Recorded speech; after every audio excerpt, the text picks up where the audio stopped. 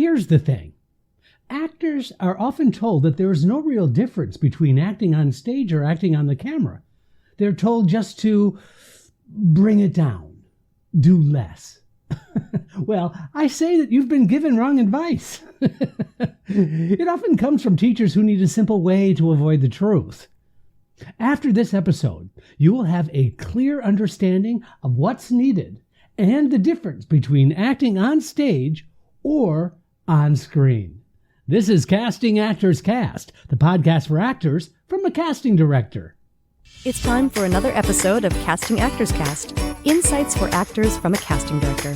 Each week, we show you how to advance your talent and your career with practical tips, advice, and positivity. Here he is, your host, Jeffrey Dreisbach. Well, hello and welcome to today's episode of Casting Actors Cast. I'm casting partner Jeffrey Dreisbach with the McCorkle Group in New York. Hi.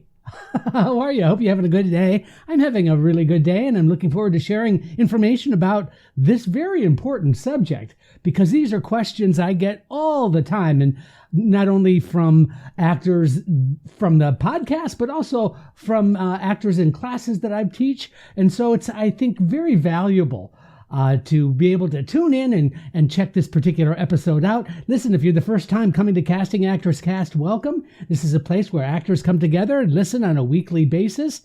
As I like to say, I'm one-man band here putting together a podcast as a casting director of over 13 years. It's a pleasure to be able to bring this information to you. I also want to just share with you that I'm getting such wonderful feedback from folks, and I just can't thank you enough. It's been such a rewarding experience for me to hear back from you, and I encourage you to go check out the website, castingactorscast, all one word, .com. And there you're going to find some freebies if you fill out that form that says dive into the talent pool. One is a book that I wrote on doing voiceover work called Conversation Pieces Out of the Studio, the voiceover workshop for professional actors. It's 100 pages, it's a PDF, and you can have that absolutely free of charge. Also, there is a free video, a private video called Casting Secrets, What They Don't Tell You, and that's also available to you once you fill out that form that says dive into the talent pool. By the way, I don't do any spamming or that kind of stuff with your email address. On occasion, I might send out an announcement about an upcoming episode or something like that, but it's not something I abuse, I can promise you that. So let's now, my shout out to my good friends at Actors Connection. Please do check out actorsconnection.com/New York. You're going to find some really amazing classes, workshops, seminars from professionals in the industry.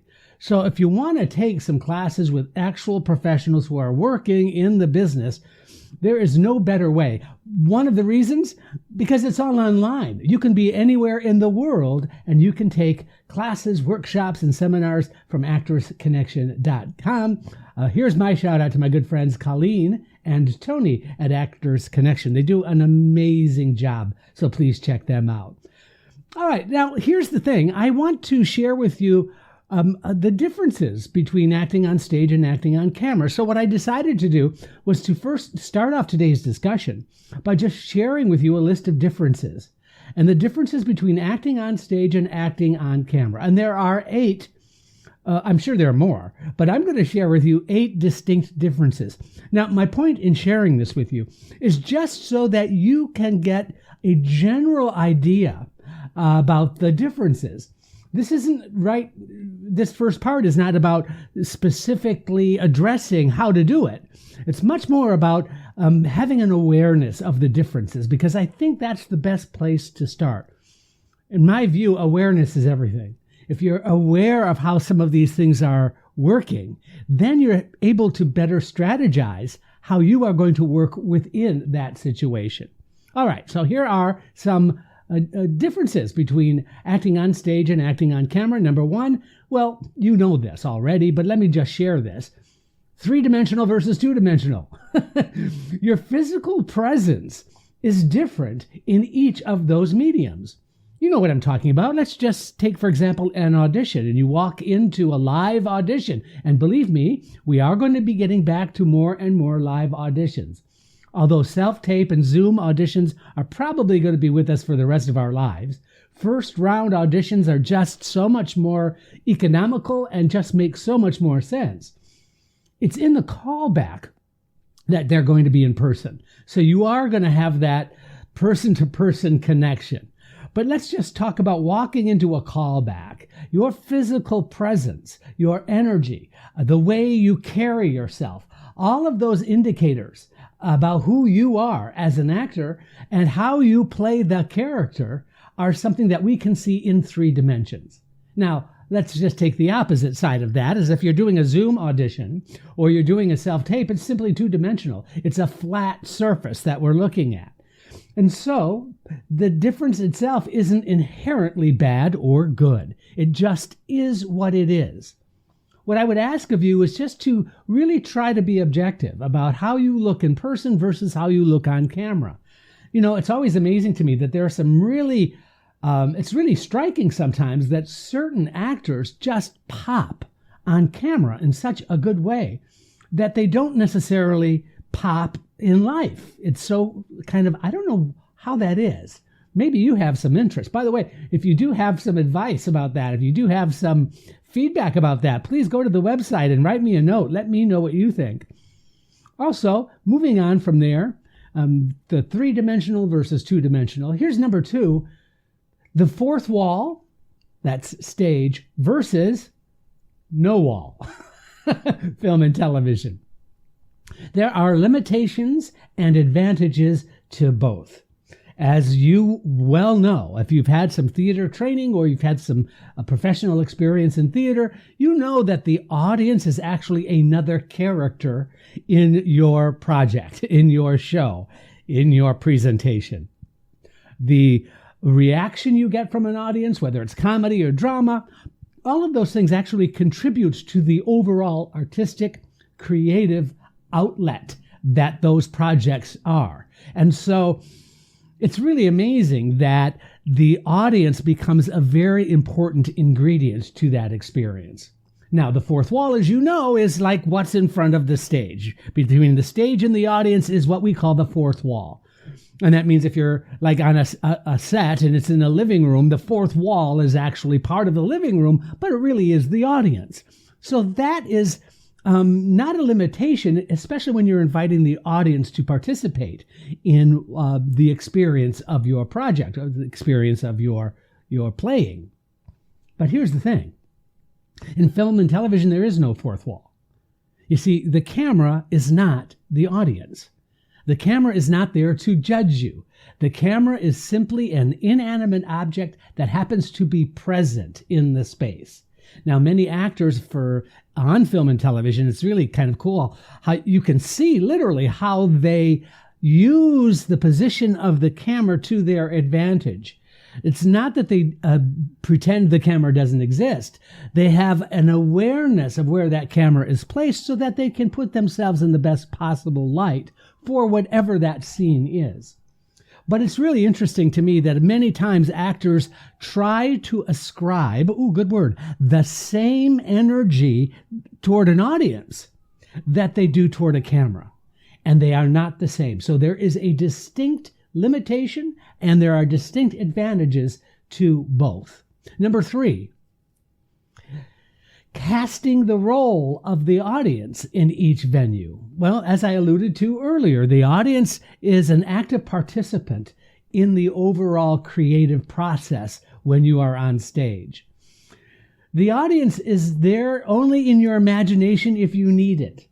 The bottom line is when you are on camera, there really isn't an audience. Awareness of the camera is one thing. Being aware of your own sensibilities and your own comic timing and your own presence on camera, those are all very, very subjective things. It's much more objective when you have an audience in a stage production. So when you cast the role of the audience, keep in mind that the venue does make a difference. How important is the audience for a film and television project? Sometimes not at all. Also, in theater, sometimes It's really valuable and important to not give too much weight and value to the audience's reaction. Sometimes certain projects really demand that you stay focused and concentrated on what's taking place in the world you're creating and not necessarily include the audience. So there are variables on both sides of that argument, I think. But let's just talk about, and this is number 4, the differences that exist are really in energy and in focus and in range for stage and for the camera. Energy, focus, and range. You see, when on stage, you understand that there's a certain quality of the energy that you have in the characters that you're playing, simply because you need to communicate where your character is coming from to an audience, to the rest of the people that are participating in the production. The focus is the same thing. Sometimes the focus is very more broadly based because it is a stage production, although it's not diminished in any way for stage. For film. It can be something that needs to be paid attention to when you are on stage. Range, though, is the other thing. The range for stage and for camera can be very, very different as well. And so there's value in really understanding that energy, focus, and range can be different depending upon the venue that you are working in.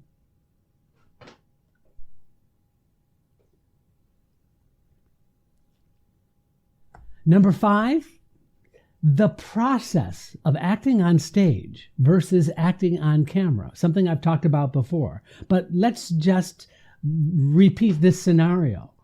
You know, when you're hired to be in a stage production, the rehearsal process can be anywhere from 3 to 6 weeks. And so you have that 3 to 6 week period to work on the project, work on your character. You can develop and you can grow the choices that you make based on the work with the other actors, the direction. All of those elements contribute, but that is a conditioning process for stage over a 3, 4, or 5, or even 6 week period of time. So in stage work, in theater, you have several weeks. In film and television, you might have several minutes. You do not have the same kind of dimensionality when you're working on a film and television project that you might have for a stage project. Not that it's any less work for film and TV. It just means that there's a different frame of reference. And the frame of reference that I'm talking about when you're acting on film and television is that you have to start with the foundation of who you are first. Your background, your life experience, your physicality, all of those things that make you you are the basis of any character you're going to play in film and television. Then you develop very quickly choices and decisions based on how you've chosen to play the part, how you've decided to play the character. And so that's why theater background is so valuable for a lot of film and television actors, because you know the process, but because of the conditioning, it might feel a little bit uncomfortable. The conditioning in theater is just simply different for film and television. Okay, does that make sense? Let's move on to number 6. This is a good rule to kind of keep in mind as we explore the differences between acting on stage and acting on camera. When you're acting on camera, you are always acting. In other words, you don't stop, you don't shift, you don't simply split the interaction with you and the other player. You are always reacting and you are always acting when the camera is on. You must. You don't know whether or not the editor is going to take the reaction or going to show you delivering the line. And so therefore you must always be actively participating and actively acting. I did say that. Actively acting. Now listen, when on stage, you've been trained. You have to split the interaction. You must not try to steal focus from the other character when you're on stage. It's important that you just adhere to their sort of basic rules of understanding, that when you're working with another character on stage, you have to give to that other character. Now, you give to the other character on film and television, so don't get me wrong here, but there is a split interaction. There is a way in which you simply must give focus to the other character in order to advance the story, in order to make the production as clear as possible. Now, I know these are generalities to some degree, but you understand what I'm talking about. The difference is that you're always acting when you're on camera, and you must have that split interaction when you are on stage. Number 7, here's another one. When you're on the set, you don't have the same amount of time to work out your familiarity. Does that make sense?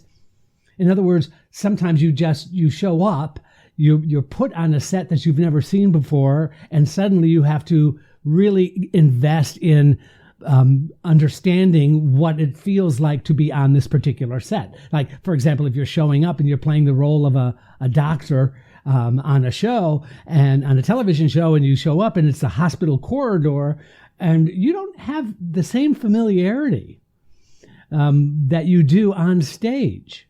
On stage, you have rehearsals. You have a week. You have audiences. You have blocked out the movements. So everything there is very, very clear over a period of time. You don't have the same time to work out the same familiarity on stage that you do when you get film and television work. Sometimes you just have to show up on the set and then start acting. So you don't really have that same comfort level. And that can throw some actors. However, now that you know that, it's really valuable that you can walk into a set and you can decide what needs to have focus, what needs to have attention, and how can you get as comfortable as possible in this unique situation. And number 8, this is kind of interesting as well. Blocking, for example, on film and television, it amounts to, in many, many cases, just hitting your mark. In other words, there's a little mark on the floor, you enter the scene, you stand on your mark, you deliver your words, you have your interaction, you're acting, and then you exit, or whatever the blocking is. The blocking is extremely specific for camera angles, and that's why many times, especially in films, the blocking is very limited. There's not an extensive amount of movement that takes place, simply because the camera can't track everything that's happening. So that's what I call hitting your mark. On stage, what I call it is marking your hit. In other words, making moments. And blocking can be very, very integral to the overall production value when you mark your moments with the blocking you've rehearsed. Once again, it has to do with having that rehearsal period of time versus probably having virtually no rehearsal whatsoever when you're acting on camera. So understanding the difference, hopefully, is going to not be a surprise for you, not throw you. And of course, that's why we're bringing this up. Now, here's a list of things to incorporate into each environment. A list of things to incorporate into each of those separate performance venues. Here's something that both need to have, that both really do require, is that you make sure that the character you're playing is completely inhabited in your body. That's valuable not only for film and television work, but it's really valuable for stage work. I've seen many, many times, and this is also, I have to say this, I've seen a lot in audition, is that we really need to see the character inhabited in your body, really present in how you carry yourself physically. So that's a really important consideration for both. So the physicality becomes a crucial element. Here's another one for both stage and screen. Interesting choices always work. It's always valuable to continue to make interesting choices. For you to be thinking, and this has happened, I think, many times in the film and television world, where actors from the theater going into film and television, they sometimes, not always, but they sometimes think in cliches. They think in terms of, oh, this is how I see, and this is what I've experienced when I've watched television, so I'm going to act that way. Does that make sense as I explain it? So just remember that interesting choices are really critically important for both film and television and for stage. Here's a difference between the two.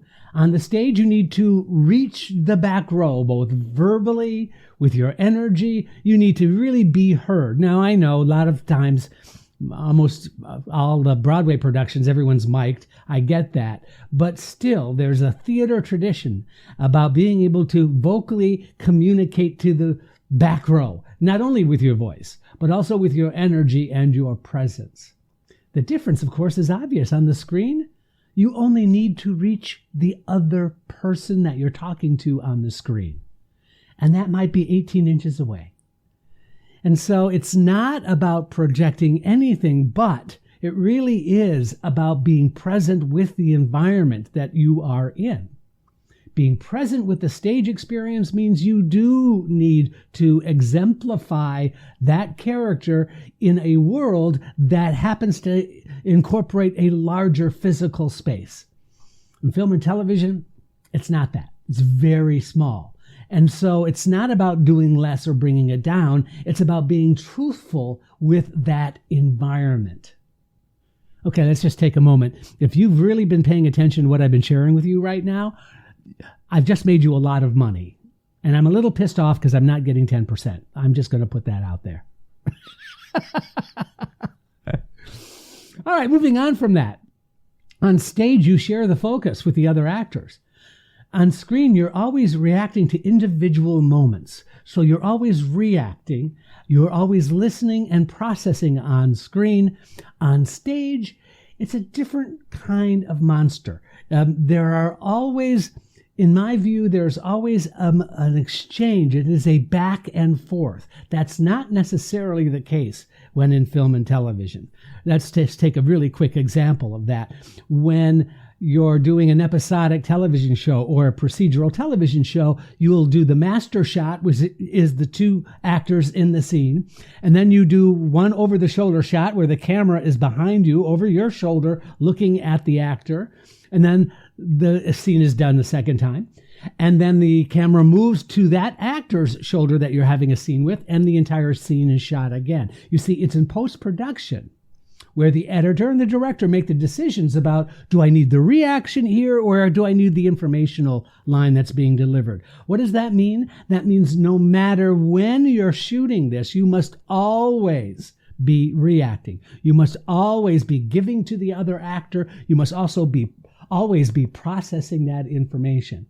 On stage, it's a different monster. Like I said earlier, it's about giving focus. It's about sharing the experience rather than reacting to the experience. Here's number 5. And this is something I just said a moment ago, but I have to reiterate for both film and television and for stage, you must always be truthful. It's always simply about telling the truth and making the choices that you choose to make and making interesting choices at that. Number 6, try to remember for both film and television and for theater, it's never about you or your character. It's never about you. That means that you are always giving focus and energy to the other character in the form of good listening.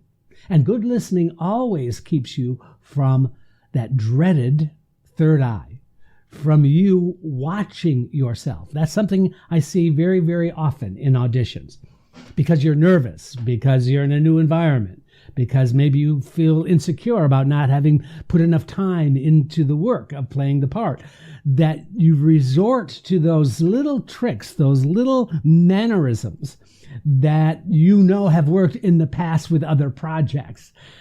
Here's a tip. If you decide that the scene is always about the other and your energy is going towards the other, and you're also really listening to the other and what they are saying, that really does remove you from watching yourself. And guess what? That's a good thing because that opens you up to really interesting creative choices. The way I look at it, and this is number 7, is on screen. I call that acting. I call that instant acting. On stage, it's conditioning over time. Here's what I mean by that. Many times, stuff that you shoot in a film or a television project are not in order. That means you have to be really familiar with the arc of the character.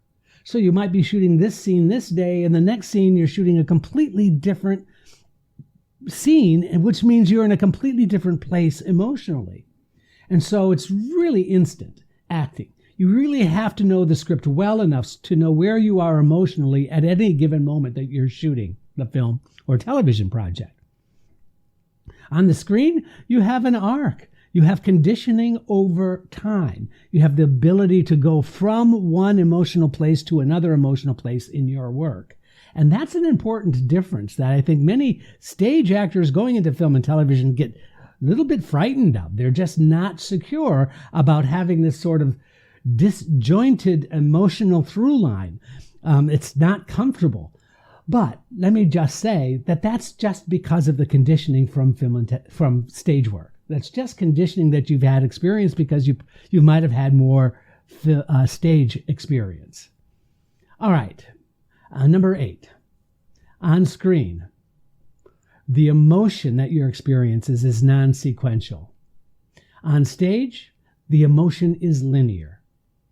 Similar to what I just said, where you are emotionally in your character, the emotional development that your character is showing in your acting is very much a linear experience when you are on stage. It is very much non-sequential when you are acting on camera.